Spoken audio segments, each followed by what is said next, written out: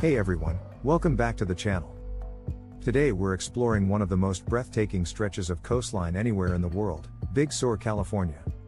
It's a place of rugged cliffs, towering redwoods, crashing waves, and misty mountains.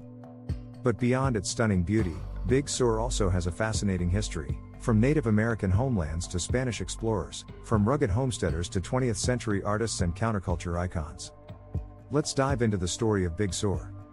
Long before Highway 1 snaked its way along the cliffs, Big Sur was home to native peoples for thousands of years. The Esselen and Ohlone tribes lived throughout these coastal ranges, moving between redwood forests, oak-dotted valleys, and rocky shores. They hunted deer, fished in creeks, gathered acorns, and managed the land through controlled burns that encouraged new growth. This was a deeply spiritual place for them, full of sacred sites tied to creation stories and seasonal cycles. That all changed in the late 1700s, when Spanish explorers pushed north from Mexico, claiming Alta California for Spain. In 1769, Gaspar de Portola's expedition became the first Europeans to travel along California's coast, recording dramatic descriptions of Big Sur's cliffs and headlands.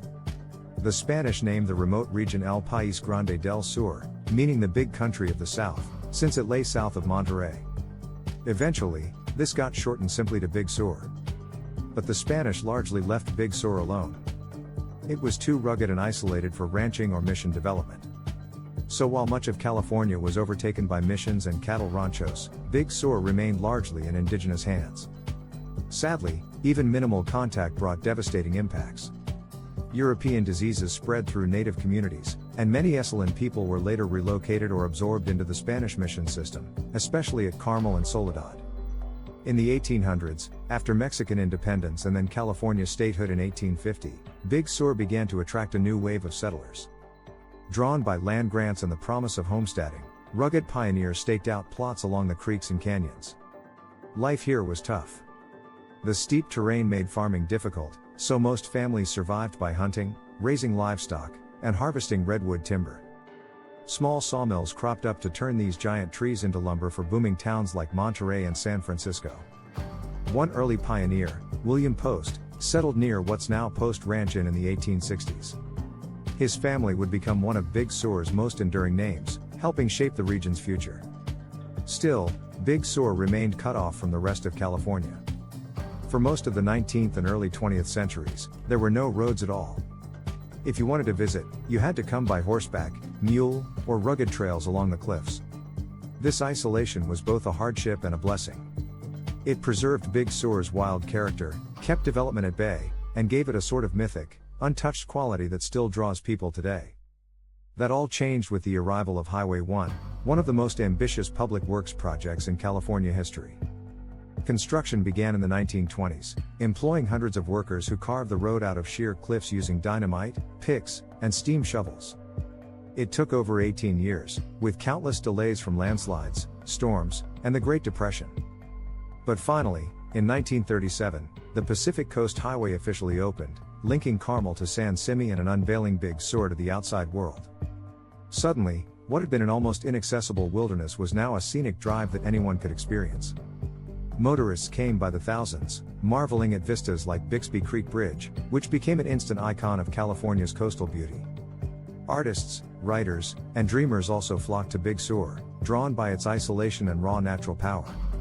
In the 1940s and 50s, it became a haven for bohemians and beat poets. Henry Miller, the controversial novelist, lived here for nearly 2 decades, penning works that celebrated Big Sur's wild freedom. By the 1960s, Big Sur was deeply woven into the counterculture. Hippies set up communes, mystics and gurus offered spiritual retreats, and folk musicians found endless inspiration in its misty cliffs and towering forests. Joan Baez, Jack Kerouac, and countless others walked these trails. In fact, Kerouac wrote an entire novel, Big Sur, chronicling his time battling inner demons while staying in a cabin there. Meanwhile, Big Sur was becoming known for more than poetry. Conservation efforts took root to protect its fragile ecosystems. In the 1970s, activists pushed back against large-scale developments, ensuring huge swaths of coast remained untouched. Today, parks like Pfeiffer Big Sur State Park, Julia Pfeiffer Burns State Park, and Andrew Mulra State Park safeguard miles of forests, beaches, and rivers. Big Sur isn't without challenges. Its very geology, steep cliffs, loose soils, heavy winter rains, means landslides are a fact of life. Highway 1 has been damaged and closed countless times, most recently by massive slides like the Mud Creek Slide in 2017, which wiped out entire sections of roadway. Each time, crews rebuild, reinforcing the idea that Big Sur is a place constantly balancing on the edge of wilderness. Today, Big Sur is home to just a few thousand residents, many descended from original homesteading families. Tourism is the main economic engine, with cozy lodges, world-class restaurants, and luxury resorts like Post Ranch and offering breathtaking cliffside stays. But at its heart, Big Sur remains defined by nature. There's the thundering surf of McQuay Falls plunging into the Pacific, the ancient redwoods standing like silent cathedrals, and endless starry skies that have humbled humans for millennia. It's a place that has long drawn those seeking something deeper, whether spiritual renewal, artistic inspiration, or just the simple peace of hearing waves crash below a rocky bluff.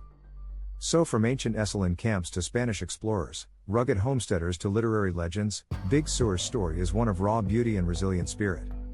It's a reminder that some of the most powerful places on Earth are best left just a little bit wild. Thanks for watching, everyone. If you enjoyed this journey through the history of Big Sur, give it a like, subscribe for more stories from California and beyond, and drop a comment telling us your favorite Big Sur memory or viewpoint. We'll see you in the next one, and until then,